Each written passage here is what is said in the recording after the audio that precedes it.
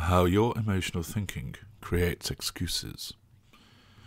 The fact for so long you had no idea what you were dealing with resulted in you engaging in an anticipated behaviour.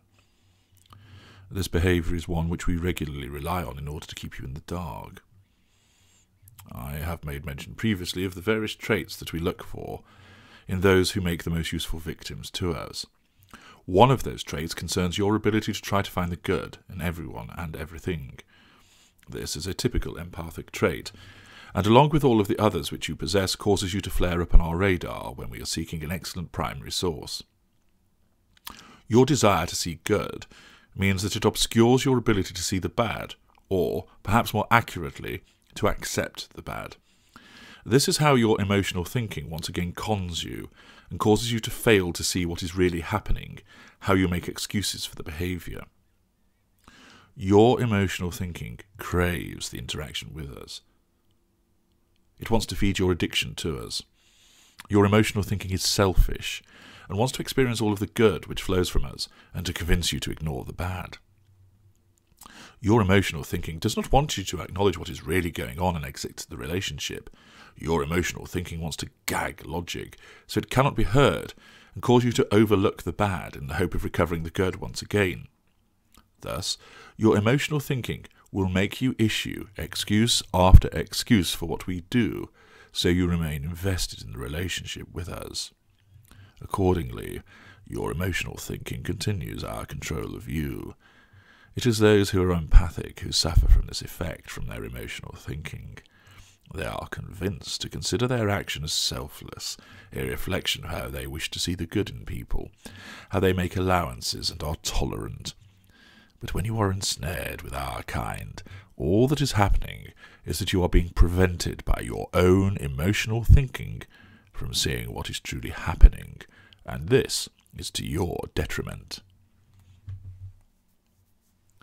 Of course, at the time it is happening, you cannot see it happening, because your insight is impaired by the emotional thinking.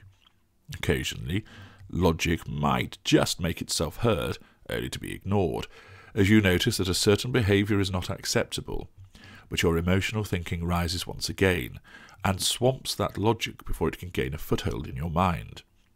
Emotional thinking whispers that excuse for you, and it is easier to accept that than go along the rocky road of logic. Thus, your emotional thinking keeps you blinded to the truth. It is only later, when you have been punched in the face by the gauntlet of brutal honesty, that you finally pay heed to logic, and with hindsight realise how you have been conned. It happens over and over again, and is all because of your emotional thinking gaining control of your thoughts. This is something we desire, because it prevents you from truly recognising what is happening to you once your devaluation has begun. We of course love to operate from a position of plausible deniability. We court ambiguity, since we enjoy and need to twist and turn in order to achieve what we want. If you saw everything as stark and clear as now I describe our machinations to you, you would be more inclined to escape us, and bring about that unwelcome cessation of our primary source of fuel. It would also make it harder to apply those hoovers when we wish to return you to the fold, and have you engage in our cyclical behaviours once again. We present you with the truth of what we are on a repeated basis, but although we offer it up in front of you, we never let you see it clearly. We draw a veil across certain elements, apply a smokescreen, obscure some parts and distort others. The reality is there before you. It is evident and plain, but because of the way in which we purposefully manipulate you, you are unable to see it. It is akin to us pointing out a ship on the horizon. It is obvious for us to see, but when we hand you a telescope to gain a better look at this vessel, the lens has been smeared with something which distorts the view, or we place our finger over part of the lens, blocking your view. The consequence of this distortion is to prevent you from truly seeing what we are. This in turn means that you are unable to form a clear and coherent view of the person which has taken hold of you. This becomes infuriating for others, who we have not been able to drag into our facade, but who recognise full well what we are. These observers tell you what you are dealing with. They may be circumspect to begin with, hoping not to offend your sensibilities, but over time their increasing exasperation causes them to come out and say it straight. Yet such candour rarely finds favour with you, because you do not like to be told something about someone as wonderful as us, or at least someone who was wonderful. You do not like to think that the golden period has gone. You do not like to be deprived of the idea that what you once had will never come back, or even that it did not exist to begin with. Most of the reasons why you think like this is as a consequence of our manipulative behaviour, which further goes to underline that it is not your fault. Even your desire to see the good in people is not your fault either. That is who you are. We know that, and we exploit it. It is our fault again, of course, but in the middle of the battle that we engage with you, we will never admit anything that is our fault. That will never do. Thus, your view of us is obscured, and because of this, you will always issue excuses to explain away our behaviour, our words, and our actions. You make these excuses time and time again, to others and to yourselves. You believe these excuses because this is how you think, and you have been led towards this train of thought by the schooling you have received at our manipulative hands and mouths. You also utilize these excuses to continue to convince yourself that the unsavoury elements of our behaviour are just an aberration, an occasional blip, in respect of an otherwise magnificent person. Your charity is amazing, and naturally most welcome, for through this blinkered approach you divest us of responsibility for the things we do, something which aligns with one of our many stated aims. You prevent yourself from examining further the reality of what has now ensnared you, and the repeated application of these excuses keeps you in situ. We want you to utilize these excuses. We want to hear them.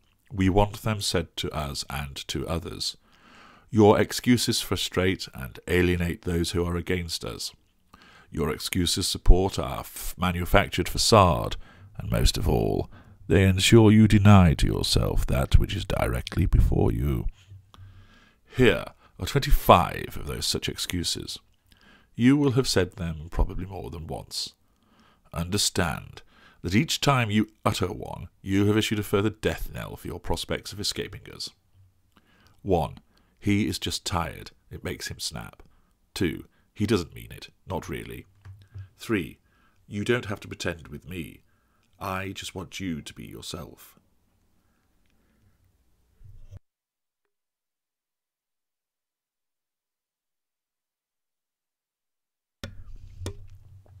4. He has a lot on his mind at the moment. 5. Work is particularly stressful for him. 6. He sometimes has a bit too much to drink, but hey, who hasn't been there? 7. I think perhaps I'm too harsh on him at times. It is my fault, really. 8.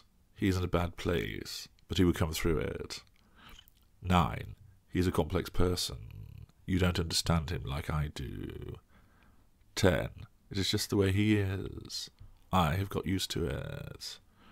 11. I know it seems bad, but he does so much that is lovely. This is only a small part of what he is like. 12. Nobody knows him properly. That's why you think bad of him. 13. He is a popular guy, so he's always going to have women hitting on him. 14. He has a temper, I know, but that's part of what he is, and it's not for us to change him. 15. I need to be more supportive, and then he will be better. 16. He's not well at the moment, but I will help him get through it. You will see. 17. You've only heard one side of the story. He is not like that at all. 18. Yes, well, his family would say that about him to cover up what they did to him. 19. All he needs is to be loved, and I'm the one who's going to do that for him. 20. You don't know what you are saying anymore. It is okay. I do understand. 21. It was one-off. It won't happen again.